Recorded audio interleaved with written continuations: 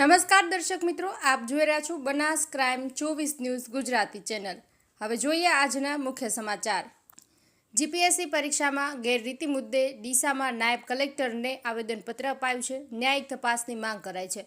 ગુજરાત જાહેર સેવા આયોગ દ્વારા લેવાતી સ્પર્ધાત્મક પરીક્ષાઓમાં કથિત ગેરરીતિના વિરોધમાં આજે ડીસા શહેરમાં યુવાનો દ્વારા નાયબ કલેક્ટર કચેરી ખાતે આવેદનપત્ર સુપરત કરવામાં આવ્યું હતું। સવારે 11 વાગે પ્રાંત અધિકારીને સંબોધીને અપાયેલા આવેદનપત્રમાં ઉપસ્થિત યુવાનોએ આ મામલે યોગ્ય તપાસ હાથ ધરી ન્યાય અપાવવાની તેમજ ભવિષ્યમાં આવી ગેરરીતિઓ અટકાવવા માટે કડક પગલાં લેવાની માંગ કરી હતી। તાજેતરમાં જીપીએસસી દ્વારા લેવાયેલી વિવિધ પરીક્ષાઓમાં ગેરરીતિઓની ફરિયાદો ઉઠી છે, જેને પગલે યુવાનોમાં ભારે રોષ જોવા મળી રહ્યો છે। આજે ડીસા ખાતે એકઠા થયેલા યુવાનોએ જણાવ્યું હતું કે મહેનત અને લગનથી તૈયારી કરતા ઉમેદવારોને આવી ગેરરીતિઓના કારણે અન્યાય થઈ રહ્યો છે, જે લોકશાહી અને ન્યાયના વિરુદ્ધ છે। આવેદનપત્રમાં યુવાનોએ માંગણી કરી હતી કે જીપીએસસી પરીક્ષાઓમાં થયેલી કથિત ગેરરીતિઓની ઉચ્ચ સ્તરીય અને નિષ્પક્ષ તપાસ થવી જોઈએ। આ તપાસમાં દોષિતો સામે કડક કાનૂની કાર્યવાહી કરવામાં આવે અને ભવિષ્યમાં આવી ઘટનાઓ ન બને તે માટે પરીક્ષા પ્રણાલીમાં સુધારા કરવામાં આવે। યુવાનોએ ચીમકી ઉચ્ચારી હતી કે જો તેમની માંગણીઓ સંતોષવામાં નહીં આવે તો આગામી સમયમાં આંદોલન વધુ ઉગ્ર બનાવવામાં આવશે। આ આવેદનપત્ર સુપરત કરવા માટે મોટી સંખ્યામાં યુવાનો ઉપસ્થિત રહ્યા હતા અને તેમણે અમને ન્યાય આપો, ગેરરીતિ બંધ કરો જેવા સૂત્રોચ્ચાર કર્યા હતા। સમગ્ર મામલે તંત્ર દ્વારા કેવા પગલાં લેવાય છે તે જોવું રહ્યું। અહેવાલ હરેશ ઠક્કર, ડીસા, બનાસકાંઠા। ઓકે, નમસ્કાર। આજે પ્રાંત અધિકારીને આપણે જે આવેદન આપ્યું છે એ સરકારશ્રીને હું એટલું જ કહેવા માંગુ છું કે જાતિ કોઈ પણ હોય એની સાથે ક્યારેય કોઈ ભેદભાવ થવા જોઈએ નહીં।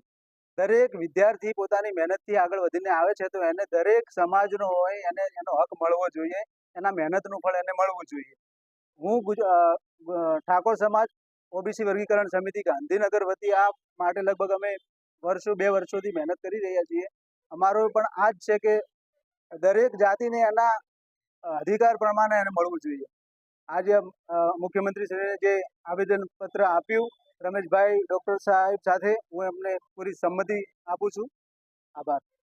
ઓકે, હું ઠાકોર અજય આજે સરકારશ્રીને એટલી વિનંતી કરવા માંગુ છું કે આજે અમારા જે ઘણા બધા વિદ્યાર્થીઓના વાલીઓ છે તે કઠોર પરિશ્રમ કરી અને ઘણી બધી મહેનત કરીને વિદ્યાર્થીઓને ભણાવે છે, પરંતુ સરકાર જે મૌખિક પરીક્ષા અને લિખિતમાં સારા માર્ક્સ હોવા છતાં મૌખિક પરીક્ષામાં સારા માર્ક્સ નથી આવતા વિદ્યાર્થીઓને, અને એના કારણે ઘણા વિદ્યાર્થીઓ રહી જાય છે અને ઘણા સમાજના વિદ્યાર્થીઓ આગળ જાય છે અને ઘણા મહેનત કરતા હોય છે તેવા વિદ્યાર્થીઓ પાછળ રહી જાય છે। તો હું સરકારને ફક્ત એટલી જ વિનંતી કરવા માંગુ છું અને અરજી કરવા માંગુ છું કે વિદ્યાર્થીઓના મહેનતને તમે જો ના કે કોઈ જ્ઞાતિના આધારે તમે એમને માર્ક્સ આપીને આગળ વધારો, વિદ્યાર્થીઓના મહેનતના આધારે તમે એમને આગળ વધારો એવી નમ્ર અપીલ કરું છું અને સર્વ વિદ્યાર્થીઓ વતી આટલી વિનંતી કરું છું। જય જવાન, જય કિસાન, જય યુવાન।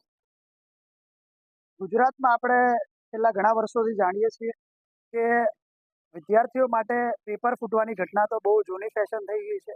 હમણાં જ નવું જ્યારે જીપીએસસીની લેખિત પરીક્ષા લેવામાં આવી, સદભાગ્ય એનું પેપર ફૂટ્યું ના અને પરીક્ષા લેવાઈ ગઈ। એના પછી જીપીએસસી ક્લાસ 1, ક્લાસ 2 અધિકારીની પરીક્ષામાં પાસ થયેલા વિદ્યાર્થીઓને મૌખિક પરીક્ષા આપવાની હોય છે।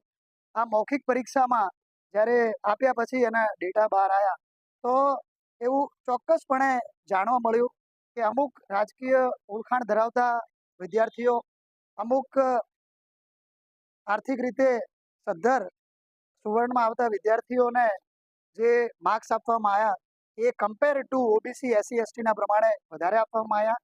જેના હું તમારી સાથે સામે થોડા ડેટા રજૂ કરું કે 10 ઓબીસી એવા કેન્ડિડેટ છે જેના લેખિતમાં 400થી વધારે ગુણ હતા, પરંતુ એને ઇન્ટરવ્યુમાં 50થી ઓછા માર્ક્સ આપવામાં આવ્યા। 13 ઈડબ્લ્યુએસ એટલે કે ઇકોનોમિકલી વીકર સેક્શન જેના 400થી ઓછા માર્ક્સ છે એમને 70થી પણ વધારે માર્ક્સ આપવામાં આવ્યા।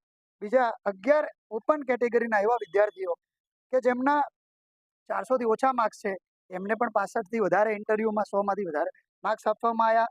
ઓબીસી કેન્ડિડેટ, સાંભળજો, સમજવા જેવી વાત છે કે ટોપ 10માં 3rd નંબર, ત્રીજા નંબરનો ઓબીસી કેન્ડિડેટ છે જેના માર્ક્સ છે 442, એને ખાલી ને ખાલી માત્ર ને માત્ર 31 માર્ક્સ આપી અને ફેલ કરવામાં આવે। એનો મતલબ એમ થયો કે આતંકવાદીઓ ધર્મ પૂછીને મારે છે અને આ ગુજરાત સરકારમાં બેઠેલા ગુજરાત સરકારના અધિકારીઓ એ જ્ઞાતિ પૂછી અને યુવાનોની ભરતી કરે છે.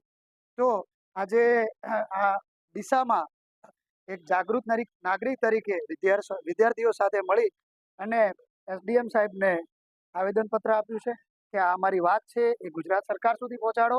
અમારી લાગણી ને માગણી એ છે કે જે પણ આ જીપીએસસીની પરીક્ષા લેવાની છે, મૌખિક પરીક્ષા, એને તાત્કાલિક રદ કરવામાં આવે. ફરીથી જ્યારે જીપીએસસીની મૌખિક પરીક્ષા લેવામાં આવે ત્યારે એનું સીસીટીવી કેમેરાની હાજરીમાં ફૂલ રેકોર્ડિંગ કરવામાં આવે. ત્રીજું કે આ પેનલમાં જે મૌખિક પરીક્ષાની પેનલ છે એમાં એક રિટાયર હાઈકોર્ટના જજને બેસાડવામાં આવે. ચોથી વસ્તુ કે આ પરીક્ષા દરમિયાન માત્ર ને માત્ર વિદ્યાર્થીઓનો રોલ નંબર જાહેર કરવામાં આવે, ન કે એનું નામ અને જ્ઞાતિ એ પેનલ બેઠેલી છે એમની સામે સમક્ષ જાહેર કરવામાં આવે. અને આટલું બધું કરવા છતાં પણ કોઈ પણ વિદ્યાર્થીને જો અન્યાય થાય અને એને કોઈ તકલીફ હોય તો એ વિદ્યાર્થીને સમય મર્યાદામાં ન્યાય આપવામાં આવે એવી આજે અમે માગણી સાથે એસડીએમ સાહેબને આવેદનપત્ર આપ્યું.